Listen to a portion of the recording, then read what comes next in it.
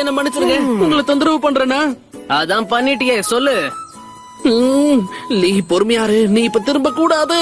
இளமை பருவத்துல மனசுல தோன்றதை மட்டும்தான் பண்ணணும். சாகுரா எப்படி இருக்கு?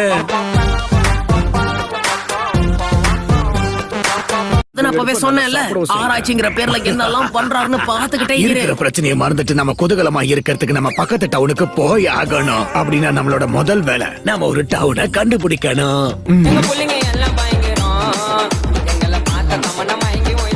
நீதான் டீம் லீடர். நருட்டோ மாதிரி ஆளுங்களை கட்டுப்படுத்துறதுக்கு உனக்கு தனி திறமை தேவைப்படும். அது கஷ்டமான விஷயம் தான், இருந்தாலும் நான் முயற்சி பண்றேன்.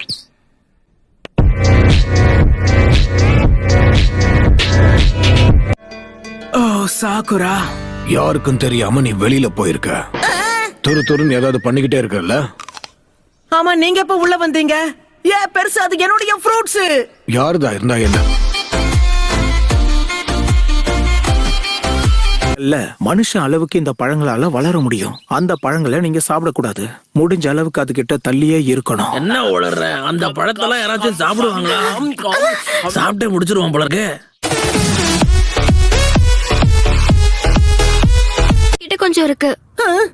இது செலவுக்கு பத்துமான்னு தெரியல, ஆனா சாக்குரா, அதை தயவு செஞ்சு வச்சுக்கோ, அவருக்கு கொடுக்காத.